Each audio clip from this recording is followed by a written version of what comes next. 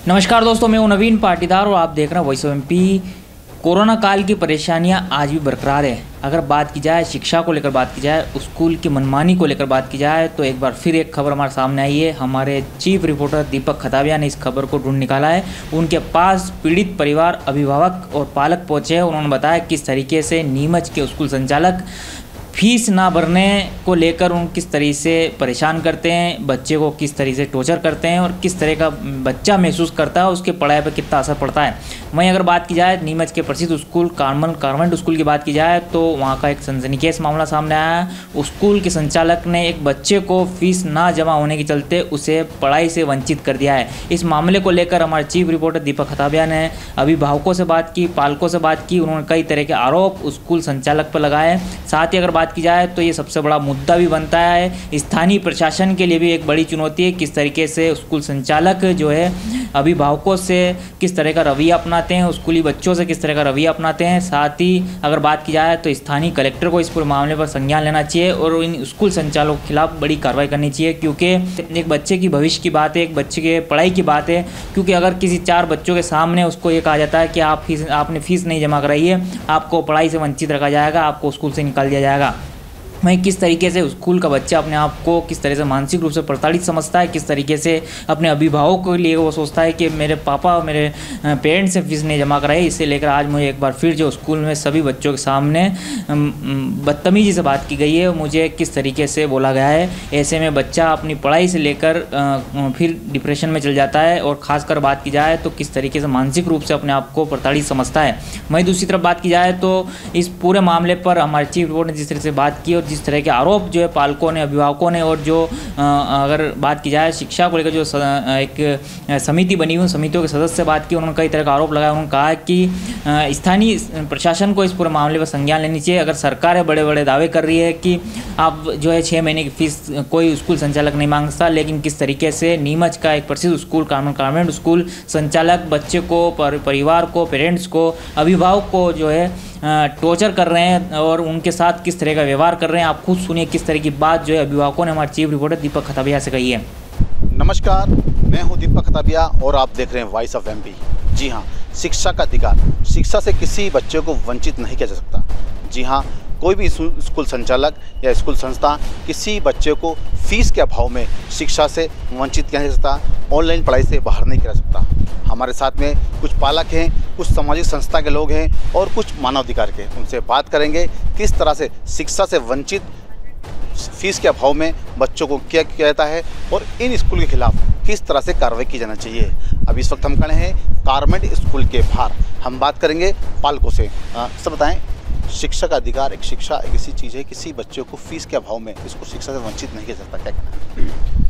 जैसा कि हम देख रहे हैं 2 साल से कोरोना काल चल रहा है, लेकिन माननीय उच्चतम न्यायालय का जो डिसीजन है वो लगभग 4 साल पहले, 5 साल पहले ही आ चुका है कि फीस के कारण आप बच्चों को शिक्षा से वंचित नहीं कर सकते, परीक्षा से वंचित नहीं कर सकते, उसका प्रवेश पत्र, एडमिशन कार्ड वगैरह नहीं रोक सकते हैं।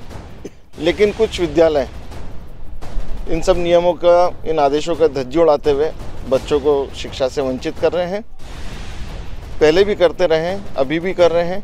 उनको किसी भी तरह से रिक्वेस्ट करने पर कि भाई फीस हम बाद में जमा करा देंगे या जैसी फैसिलिटी रही हम जमा करा देंगे, लेकिन उन सब चीज़ों को इग्नोर करते हुए बच्चों को शिक्षा से वंचित कर देते हैं, जिससे कि बच्चों का काफ़ी नुकसान शिक्षा का होता है, जिसकी रिकवरी पॉसिबल नहीं है।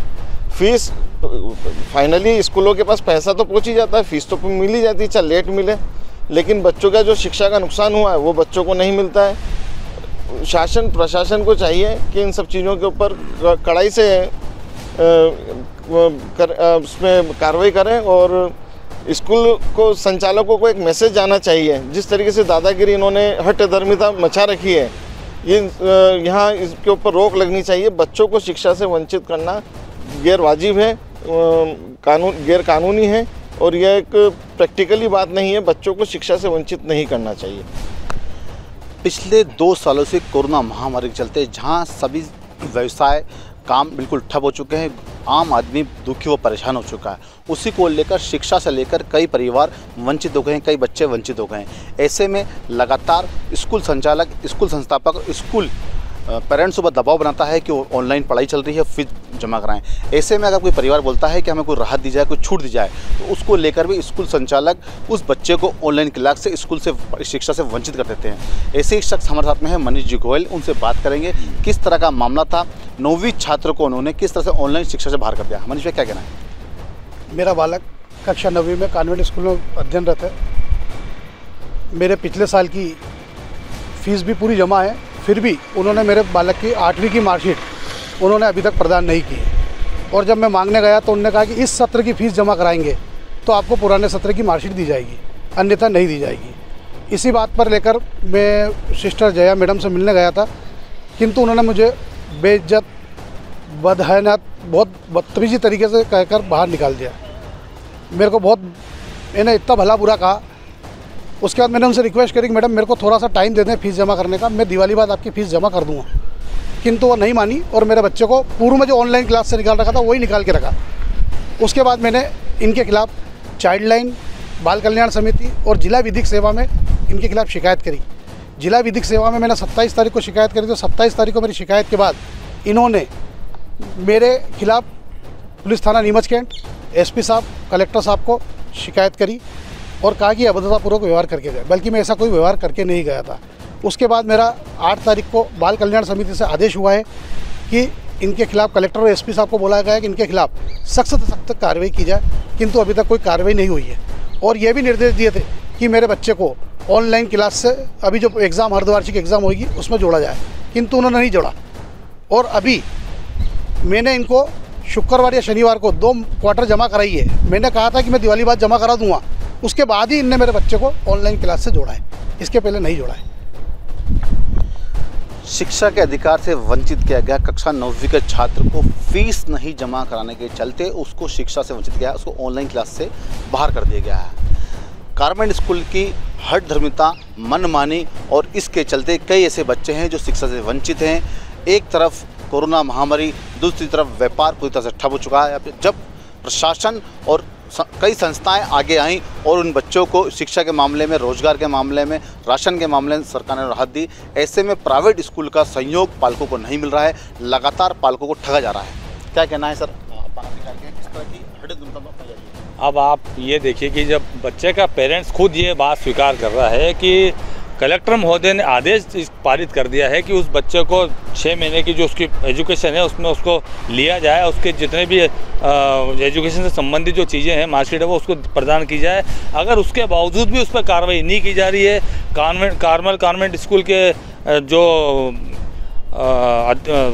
शिक्षिका है, अगर वो इसका कहना नहीं मान रही है, कलेक्टर के आदेश तक को नहीं मानने को वो राजी हैं, तो आप इस बात से अंदाज़ा लगा सकते हैं कि वो कितने हठधर्मी इस प्रकार के ये कॉन्वेंट स्कूल के जो मैनेजमेंट है वो होगा।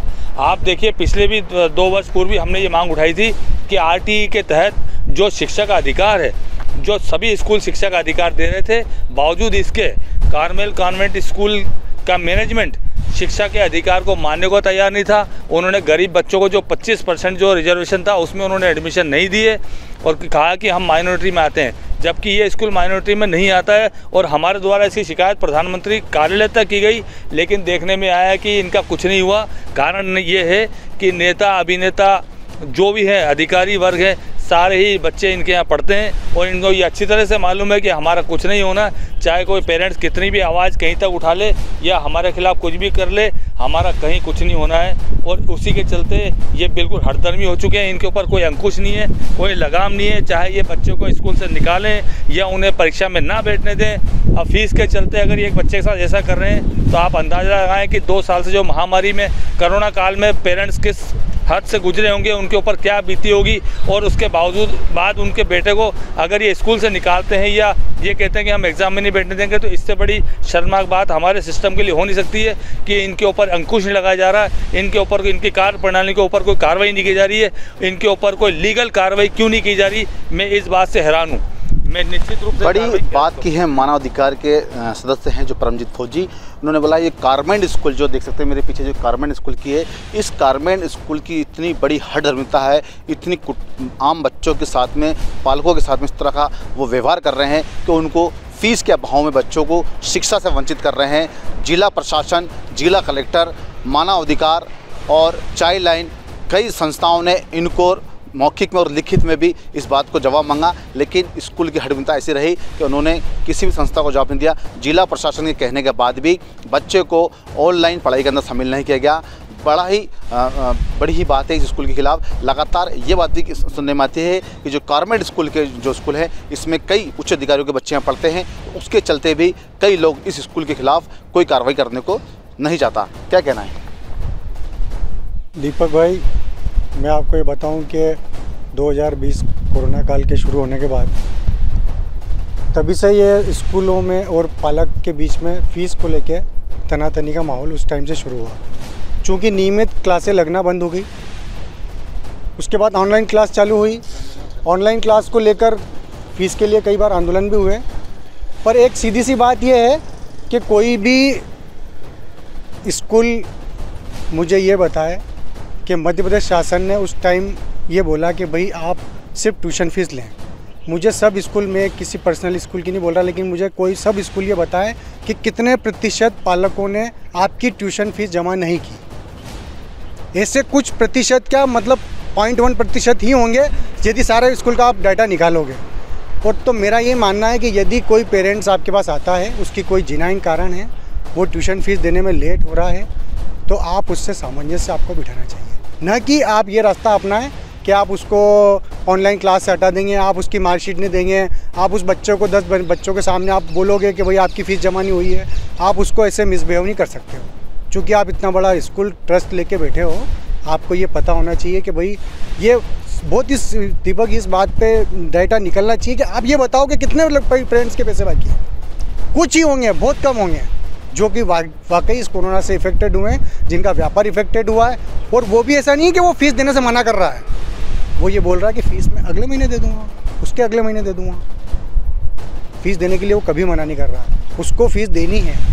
लेकिन कुछ मजबूरियाँ आपको समझनी पड़ेगी। स्कूल को, वो भी पालक अपना परिवार है। आप, हमारे बच्चे आपके यहाँ पढ़ते हैं, आप उसको शिक्षा दोगे, वो आगे जाके वो ये क्या समझेगा कि मेरे स्कूल में फ़ीस के लिए अगर ऐसा आप टारगेट उसको बनाओगे तो ये बिल्कुल सही नहीं है। और इसमें कार्रवाई होनी चाहिए और स्कूल को भी पालकों के साथ सामंजस्य बिठा के ये बातें बाज़ार में आती है नहीं आना चाहिए, और ये मामला उन तक ही होना चाहिए। और यदि पालक कोई वाकई में उसकी परेशानियां हैं तो उसको समझ के स्कूल को इसमें एक्शन लेना चाहिए। बहुत धन्यवाद। स्कूल संस्थापक, स्कूल संचालक को पालकों की बात समझना चाहिए। कोरोना महामारी लॉकडाउन में कई परिवार ऐसे अपने व्यापार से वंचित हो गए हैं। पूरा परिवार का परिवार लॉकडाउन में समाप्त हो चुका है। ऐसे में स्कूल संचालक को पालकों की कोई थोड़ी समस्या सुननी चाहिए, उनकी थोड़ी राहत देना चाहिए। अगर कोई पालक फ़ीस के मामले में थोड़ा लेट लतीफ़ होता है तो थोड़ी राहत देनी चाहिए। इस प्रकार की बात कर रहे हैं पालक। सर, तो क्या कहना है इस प्रकार की जो घटनाएं कॉन्वेंट स्कूल लगातार बच्चों के साथ में से करता आ रहा है? कई उच्च अधिकारियों ने इनके खिलाफ कार्रवाई करने तक की बात की, लेकिन आज दिन तक इन पर कार्रवाई होती है। ऐसा कहा जाता है कि इन कई उच्च अधिकारियों के बच्चे इसमें पढ़ते हैं, तो क्या लगता है अगर ऐसा ही चलता रहा है तो कभी जो कॉन्वेंट स्कूल है इसके खिलाफ कोई कार्रवाई हो पाएगी? जब तक शिक्षा में कोई बड़ा बदलाव नहीं किया जाएगा, शिक्षा के प्रति कोई नियम ऐसे नहीं बनाए जाएंगे, तब तक इनके ऊपर लगाम लगाना बहुत ही मुश्किल है। निश्चित रूप से ऐसे कई नियम हैं जो आज मतलब इसमें लागू होते हैं, लेकिन कहीं ना कहीं देखने में आता है या तो पेरेंट्स कोई आगे निकल के नहीं आते हैं, और अगर आते भी हैं तो कहीं ना कहीं प्रशासन उस बात को दबा देता है। और चूँकि जो आपने अभी ये बड़ी बात बोली कि ये जो अधिकारियों के और नेताओं के जो बच्चे यहाँ पढ़ते हैं, निश्चित रूप से इसका प्रभाव पड़ता है। इनको ये चीज़ अच्छी तरह मालूम है मैनेजमेंट को कि हमारे यहीं इन लोगों के बच्चे पढ़ते हैं, हम जैसा चाहें वैसा करें, हमारा कोई कुछ नहीं कर सकता है। और उसी तर्ज पे कॉन्वेंट स्कूल काम करता है। आप देखिए ये जो भी नया मामला है ये इसी का नतीजा है। बड़ी बात है, स्कूल संचालक जो कि पालकों के कहने की बात ही पालकों को राहत नहीं देता है, क्योंकि शहर के जनप्रतिनिधि हों, समाज सेवी हों या उच्च अधिकारी हों या प्रशासन का बड़ा हमला हो, सभी के बच्चे इस स्कूल में पढ़ते हैं। और बड़ी संख्या में कोई भी जनप्रतिनिधि, कोई भी प्रशासन अधिकारी कॉन्वेंट स्कूल के खिलाफ कार्रवाई करना नहीं चाहता। लेकिन ऐसे में जो गरीब बच्चे हैं, जो गरीब पालक हैं, उन बच्चों के, उन परिवार के बच्चे कहीं ना कहीं शिक्षा से वंचित हो रहे हैं, शिक्षा ऑनलाइन से, पढ़ाई से बाहर हो रहे हैं। लगातार प्रशासन को भी अवगत करा गया, लेकिन ऐसे में प्रशासन के कानून में जूर उंगली है और कोई भी अधिकारी इस स्कूल के खिलाफ कोई कार्रवाई करने को मजबूर नहीं है। क्या कहना सर, आप इस पता है किस तरह की सामान्य सी बात है। ये एक हवाला देते हैं कि हम सिर्फ ट्यूशन फ़ीस ले रहे हैं, कंप्लीट स्कूल फ़ीस नहीं ले रहे हैं। अगर वास्तविकता में देखी जाए तो लगभग 70-80% जो ट्यूशन फीस है एक्चुअली स्कूल फीस की फीस बन जाती है। तो जो इनके खर्चे कम हुए हैं, जैसे कि लाइट का बिल, मेंटेनेंस, बिल्डिंग मेंटेनेंस वगैरह वगैरह, सब चीज़ इनका कम हो गया। 70-80% फिर भी पेरेंट्स से ले रहे हैं, फिर भी बोल रहे हैं हमारे खर्चे नहीं चल रहे हैं। अगर ऐसे में इनके खर्चे नहीं चलते हैं तो इनको सोचना चाहिए कि स्कूल को चलाएं, आगे कंटिन्यू रखें या नहीं करें। दूसरी बात, पेरेंट्स अपनी तरफ से पूरा एफर्ट करते हैं कि अपने बच्चों को अच्छे से अच्छे स्कूल में पढ़ाएं, अच्छे से अच्छे विद्यालय में पढ़ाएं, और उनकी फ़ीस वो नहीं चाहते खैरात में उनके बच्चे पढ़ें, वो चाहते हैं कि अपने बच्चों की फ़ीस जमा कराएं और उनके बच्चे पढ़ें। लेकिन कोई कारण बन जाते हैं, ऐसा एक सामान्य दिनों में भी बन सकते हैं, कोई कोरोना काल की बात नहीं कर रहे हैं, सामान्य दिनों में भी ऐसे कोई कारण बन जाते हैं। तो ऐसे टाइम में इस विद्यालय संचालकों को ध्यान रखना चाहिए कि जो बच्चे कंटिन्यू हमारे यहाँ पढ़ रहे हैं, और एक वो बच्चा ही नहीं पढ़ रहा है, एक देश का भविष्य पढ़ रहा है, वो आगे जाके क्या साइंटिस्ट बनेगा, कलेक्टर बनेगा, डॉक्टर बनेगा, किसी को नहीं मालूम। ये सब गर्व की बात है, लेकिन वो बच्चा पढ़ तो आपके विद्यालय में रहा है। लेकिन अगर आप उसको शिक्षा से वंचित कर देते हैं, उसमें हीन भावना भर देते हैं, तो हो सकता है वो मिसगाइड हो जाए, उसका भविष्य के साथ खिलवाड़ है। स्कूल संचालकों को ऐसा नहीं करना चाहिए। फ़ीस तो ये पूरा ले रहे हैं, फ़ीस में कोई कमी नहीं है, 70-80% फ़ीस किसी भी कम नहीं होती है। और सिर्फ पढ़ा बच्चों को ऑनलाइन कितना टाइम रहे हैं, 2 घंटे, सिर्फ 2 घंटे की फ़ीस, सिर्फ 2 घंटे की फ़ीस आप देखें तो एक समझने की बात है कि बच्चों को सिर्फ 2 घंटे ऑनलाइन पढ़ाया जा रहा है और फीस पूरी ले रहे हैं, ट्यूशन फीस पूरे टाइम की ले रहे हैं, जबकि पढ़ाया कितना टाइम जा रहा है, सिर्फ 2 घंटे। तो बाकी की ट्यूशन फीस तो इनके पास बच रही है। ये स्टाफ को क्या मैनेज कर रहे हैं क्या नहीं कर रहे हैं, इनकी प्रॉब्लम, हमारी प्रॉब्लम नहीं। हमारा बिजनेस होता है, हम सफ़र करते हैं तो हमारी प्रॉब्लम हम देखते हैं, इनकी प्रॉब्लम है। अगर ये नहीं सफ़र कर पा रहे हैं तो स्टाफ कम करें, व्हाटएवर जो करना वो करें, वो हमारा टेंशन नहीं है। सबसे बड़ी बात, आप फुल ट्यूशन फीस लेके बच्चों को सिर्फ 8 घंटे के बजाय 2 घंटे पढ़ा रहे हो, तो आप पहले बेवकूफ़ बना रहे थे कि अभी बेवकूफ़ बना रहे हो? अभी 2 घंटे पढ़ा के बच्चा पढ़ रहा है, या वो 8 घंटे पढ़ा के आप बेवकूफ़ बना रहे थे, ज़बरदस्ती उसको बिठा रहे थे? तो वास्तविकता कहीं ना कहीं बच्चों के भविष्य के साथ खिलवाड़ हो रहा है। सिर्फ स्कूल जो विद्यालय रह गए हैं, सिर्फ फीस वसूली के अड्डे रह गए हैं, सिर्फ इनको फीस दे दो। कोई आप इसकी उसके बाद कोई आर्ग्यू मत करो कि आपके यहाँ ऐसा क्यों पढ़ाया जा रहा है, गलत क्यों पढ़ाया जा रहा है, सही क्यों नहीं पढ़ाया जा रहा है, बच्चे के साथ क्या बिहेव किया है, उससे कोई मतलब नहीं। आपने फीस जमा करा दी, स्कूल वाले आपको कुछ भी नहीं बोलेंगे। ये एक पर्टिकुलर स्कूल की बात नहीं कर रहा, एक जनरल सारे स्कूलों की ये बात है कि ये सिर्फ इन्होंने एक व्यवसायिक अड्डे बना लिए हैं।